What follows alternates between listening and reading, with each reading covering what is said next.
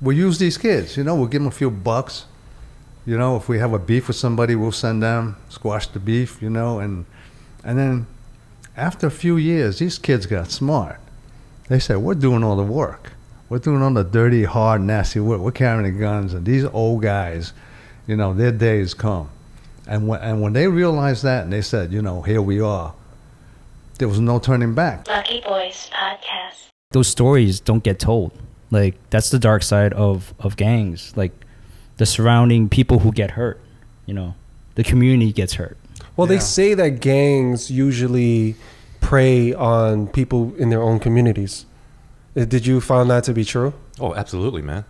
I mean, I don't know why people extort. I mean, I don't know why the Asian gangs extort their own people, like restaurants. You know, like, oh, extortion mean like they go to the restaurant, order a bunch of food, and then their check comes, and then you got someone like associated with one of the gangs saying, well, I'm with so-and-so. If you give us free food or pay us a certain amount, like some kind of like a licee, like a red envelope, grease us a little bit, we'll protect you, so no other gangs will touch his territory. Like some type of tuition. Yeah, yeah. Mm-hmm. And the owners can't do anything about it, so they're like, all right, you know, if I pay this person or this gang, you know, at least we have some kind of protection, and this other gang will keep extorting us here and there. And then, you know, sadly, you got gangs recruiting young kids, saying, hey, join our gang before they finish their education. You know, and then those kids end up like loving the rush, the drill, and they just drop out of school. You know, like I did. You know, I dropped out of high school. It wasn't for me. I just wanted to hang out. I was just enjoying life, hanging out with my friends, creating memories together, things like that. The dark side of that is why these people wanted to join the gangs. And if you look at the immigrant experience, you know that a lot of these young guys came over from Hong Kong. We're talking about the early 70s. And then by the time they were like 18 and 19, there's no jobs. You can only work in a restaurant or work in a sweatshop. You know, everything's very limited. And, you know, and those jobs are, not everybody can get those jobs. That's why they put such a strong emphasis on education, right? Yeah. Right. That's where it stems from, I believe, right? You know, don't end up like me working in a restaurant and in a sweatshop. I want you to be a lawyer, an engineer, a doctor, someone that someone can look up to, and then I can go back home into the village and tell them how great you are, and our name is now like there's some pride to it, right? Yeah. I think that's where it stems from. You're absolutely right. Well, the problem with that is that they also had a language barrier. Their English was not that good. So, you know, where am I going to get a job outside of Chinatown? And they're coming here with no degree, to your point. Yeah, they're coming in, they're regular people. They're, you know, like, they're not college grads, you know, and they see what opportunities are here for them. And they're like, I'm not taking this anymore. You know, I'm going to do whatever I need to survive. And if that means, like, I'm going to take money from you. And I think what happened was that it backfired on the Tongs.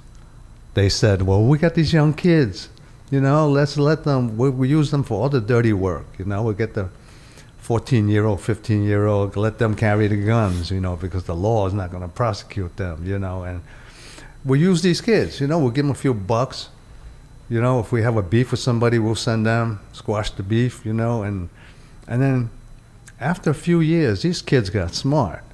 They said, we're doing all the work. We're doing all the dirty, hard, nasty work. We're carrying the guns, and these old guys, you know, their days come. And when they realized that, and they said, you know, here we are, there was no turning back. The Tongs couldn't do anything. The kids had guns. They all had guns. They ruled the turf. They knew, you know, they went to every restaurant. That's what happened with that. It's like, you know, we're going to eat here for free. And that's all it is. So they became lawless, even more to that point where they didn't even respect the people that put them on. No. They started realizing, like, why am I taking orders from you when I'm doing all the work? Right. Right, is that what you're saying? Yeah. So then what happened to the Godfathers or the bosses? Did they just become irrelevant? Right? No, they basically did become irrelevant for, you know, they couldn't figure it out, because here's the group you hired to protect your gambling house. And now they're telling you they're going to protect your gambling house and what you're going to pay me now. It's not like, oh, you kids can hang out down there. You know, now they're in charge. They feel they're in charge, and they see their power. So the crews, the young crews, are now extorting the Tongs. Did that happen for a time period? Yeah, they were in control. The Tongs couldn't tell them what to do, and then it was just when, let's say you had a Tong, you have Arnlung over here, you have Sing over there. Whenever they had a beef, then they would get the kids to fight each other.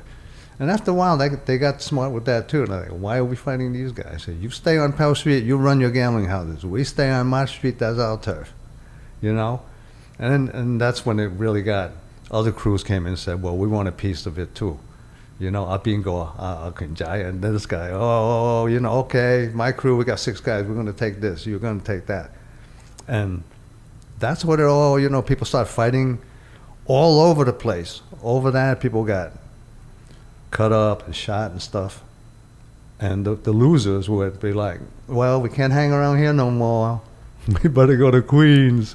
You know, let's go to Elmhurst, you know, and we'll protect some gambling house out there and the Chinese gambling house out there because they all have one. Elmhurst, you know, for the people there. We'll make money off that, and that's how it all started. And that's interesting. I thought it was because they were expanding their business, but what you're saying is the gangs were expanding their business, but what you're saying is these are outcasts that were kicked out of the main Chinatown area, and then they went out of boroughs.